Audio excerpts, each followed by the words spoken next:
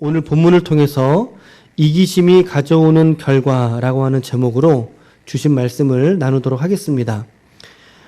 본문에는 우리가 이해하지 못할 세 가지의 상황을 마주하게 되는데, 첫 번째는 과연 야곱의 아들들인 특히나 시므온과 레위라고 하는 둘째 아들하고 셋째 아들이죠. 이들의 보복의 수준이 과연 옳은가라고 하는 측면이고, 둘째는 이후로 그의 아들들, 야곱의 11아들이 모두가 동원이 된 세겜의 약탈이 과연 옳은가. 그리고 세 번째로는 이러한 장면을 보고 있었던 야곱의 처신은 과연 적당했는가라고 하는 것입니다.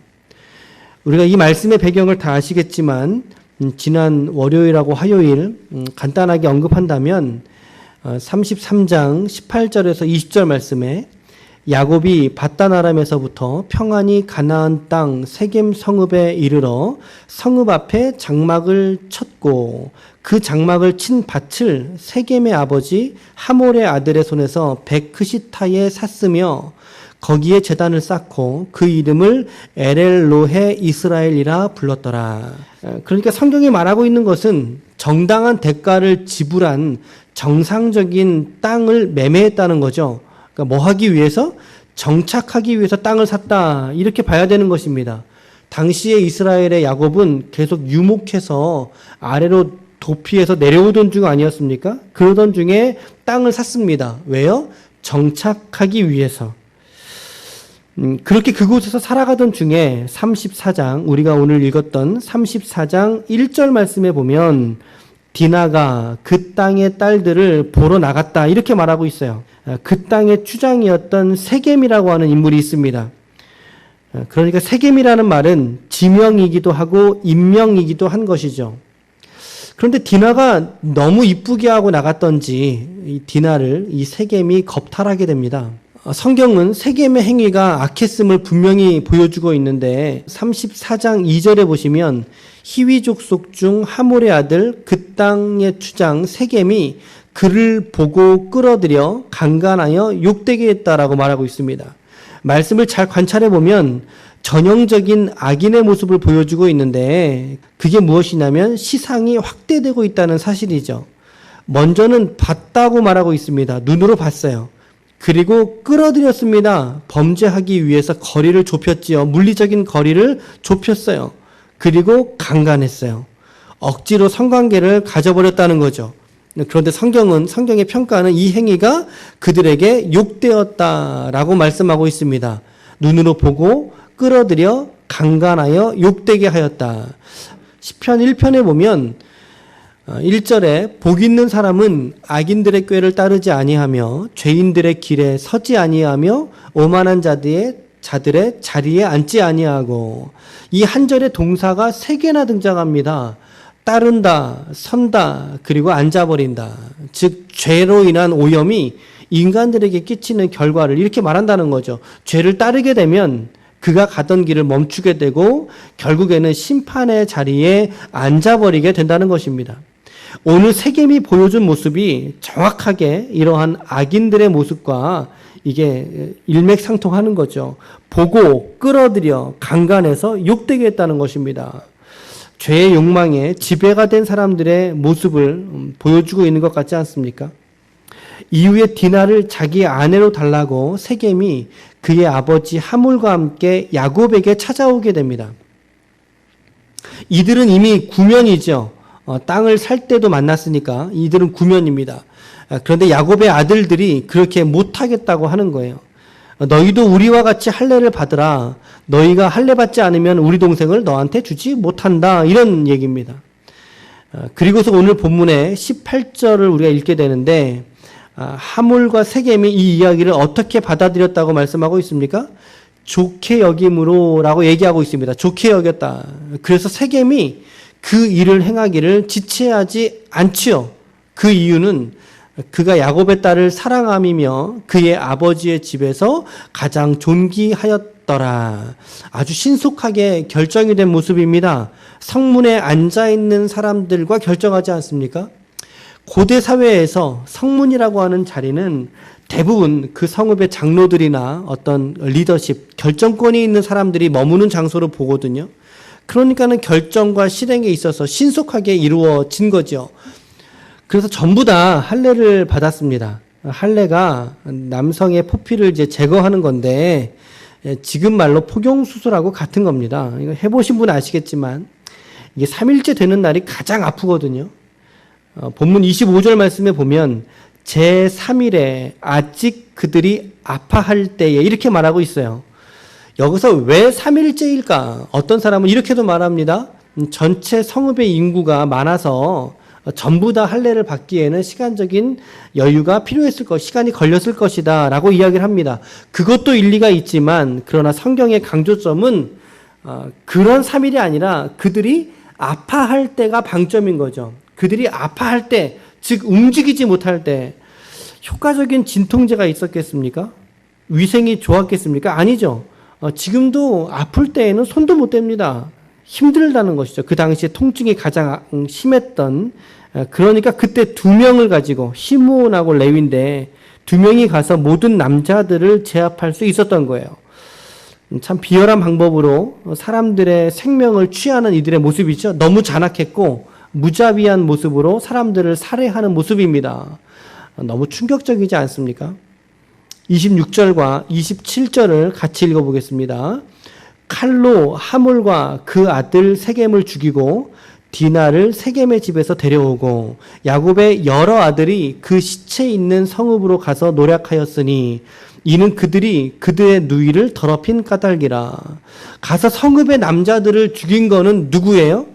시므온하고 레위예요. 그런데 디나를 데려와서 다시 한번 생각해 보니까 그곳에 아쉬운 것들이 많았다는 거죠. 그래서 이제는 여러 아들들이, 즉 11명의 아들이었는지는 모르지만 여러 아들들이 이제는 다 같이 가서 그곳을 노략하는데, 노략의 범위가 어디까지인지 아십니까? 28절과 29절을 읽어보면 그들이 양과 소와 나귀와 그 성읍에 있는 것과 들에 있는 것과 그들의 모든 재물을 빼앗으며 그들의 자녀와 그들의 아내들을 사로잡고 집 속의 물건을 다 노략한지라. 여기서 2절의 말씀을 읽었는데 이해가 될 수 있는 노략물이 있고 이해되지 않는 노략물이 있습니다. 양이나 소, 나귀와 물건, 재물들은 그나마 이해할 수 있겠습니다. 그런데 그들의 자녀와 그들의 아내들까지 사로잡았다. 이거는 우리가 쉽게 이해가 되지 않는 장면이라는 거죠. 여러분, 아내들을 사로잡았다는 말의 의미는 아주 급진적으로 말한다면 그 아내들을 자신들의 성놀이개로 삼았다는 이야기입니다. 여러분, 이게 말이 되는 짓입니까? 고대 사회에도 기본적인 윤리가 있습니다. 동해복수법 혹은 동해보상법이라는 규정인데, 쉽게 말하면 이에는 이, 눈에는 눈, 이 말은 과도한 복수를 하지 말라는 규정입니다. 그런데 인간은 되로 받으면 말로 주는 게 인간이라는 거죠. 고대 사회의 일반적인 사회에서도 너가 피해를 받았다면 동일한 피해까지만 복수를 해라, 그렇게 규정하고 있는데, 지금 야곱의 아들들, 이 시므온과 레위는 말할 것도 없고 11 아들이 모두가 다 하나처럼 자기 여동생이 강간을 당했다는 이유 때문에 너무나도 과도한 복수를 저지르고 있다는 사실입니다. 여러분, 이래서는 안 되는 겁니다. 이래서는 안 됩니다. 과연 이러한 상황 속에 있을 디나의 마음을 한번 생각해 보시기를 바랍니다. 디나가 지금의 이 상황을 과연 유쾌하게만 받아들였을까요? 디나가 지금 세겜의 집에 사로잡혔는데 디나가 과연 옳구나, 우리 오빠들이 정말 좋은 일 하고 있다 라고만 받아들였겠느냐는 거죠. 저는 아닐 수 있다고 생각합니다. 왜 그러냐면 고대 사회에서의 여성이 남성에게 겁탈을 당하면 그의 아내가 되거나 그렇지 않으면 평생을 아버지나 혹은 오빠들 집에 얹혀서 독수공방을 해야 되는 상황이라는 거죠. 우리가 잘 생각해 보면 세겜이 강간을 저지르긴 했죠. 이것은 분명히 잘못된 겁니다.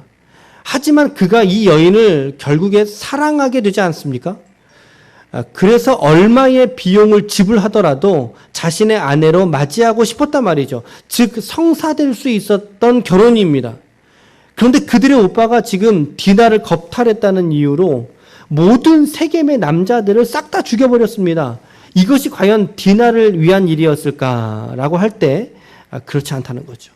가문의 명예를 핑계 삼은 것은 어쩌면 이것은 디나를 죽인 것과 크게 다를 바가 없는 사건으로 전락시키고만 일이 된 것입니다. 그런데 여기서 더 놀라운 일이 하나 있는데 그게 뭐냐면 야곱의 처신입니다. 야곱의 처신.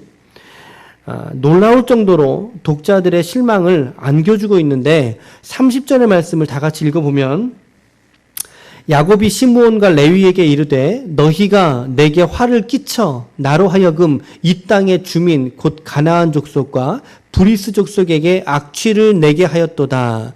나는 수가 적은즉 그들이 모여서 나를 치고 나를 죽이리니 그러면 나와 내 집이 멸망하리라. 여러분 이 30절의 말씀에 나라고 하는 단어가 몇 번 등장하는지 한번 세어보시겠습니까? 한번 세어보십시오. 내게, 나로, 나는, 나를 치고 나를 죽이리니 나와 내 집은 이렇게 말하고 있습니다. 지금 야곱의 관심은 멸망을 당한 세겜 집안을 향한 긍휼이나 연민이 아니라 또 자식들에 대한 불안한 마음이 아니라 오직 한 가지의 관심사밖에 없었다라는 거죠. 그게 누구예요? 바로 나라고 하는 것입니다. 나. 야곱은 지금 이기심의 극단을 보여주는 인물로 계속해서 성경에서 그려주고 있다는 거죠. 비록 분이엘에서 하나님을 만났고 하나님의 은혜를 경험하기도 했지만 그러나 그의 존재 그 자체는 여전히 나 중심의 사고에서 벗어나고 있지 못한 모습을 우리가 보게 된다는 거예요. 이러한 모든 일련의 일들을 이끌어냈던 궁극적인 한 가지의 동기는 바로 이기심에 있다라는 것을 우리는 깨달아야 할 것입니다. 오늘 본문의 말씀은 온통 인간들의 이기심을 고발하고 있는 장면 아니겠습니까? 세겜이라고 하는 이 남자도 자기 이기심 때문에 자기 눈에 보기 좋은 그 욕망을 이루기 위해서 디나를 겁탈한 것으로 보이죠. 이기심 때문입니다. 그리고 야곱의 아들들은 동의 보상의 기본적인 원칙조차 무색하게 만들 만큼 과연 이들이 하나님의 12민족을 이룰 시조들인가라고 하는 회의가 들 만큼 정말 무섭고 잔인하고 포악한 모습을 보여주고 있죠. 무엇 때문입니까? 바로 이기심 때문이라는 것이죠. 그리고 야곱은 또한 오늘 어떻습니까? 자기 자신, 세겜도 아니었고 자신들의 아들에 대한 염려도 아니었습니다. 디나의 남은 생애를 염려해 준 것도 아니라 오직 한 가지 나라고 하는 거죠. 나. 계속해서 나라고 반복해서 말하고 있습니다. 결국에 이기심에 사로잡힌 인간들의 모습을 우리가 이 본문에서 살펴볼 수 있다는 거죠. 결국에 신앙생활이라는 것은 나를 만족시키려는 이기심과의 싸움이라는 것입니다. 하나님을 사랑한다. 그리고 그 사랑으로 타인을 사랑한다라고 하는 것은 정말 어려운 것입니다.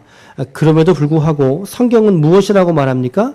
마태복음 22장 37절에서 40절 말씀에 보면 예수께서 이르시되 네 마음을 다하고 목숨을 다하고 뜻을 다하여 주 너의 하나님을 사랑하라 하셨으니 이것이 크고 첫째 되는 계명이요 둘째도 그와 같으니 네 이웃을 네 자신같이 사랑하라 하셨으니 이 계명이 온 율법과 선지자의 강령이니라.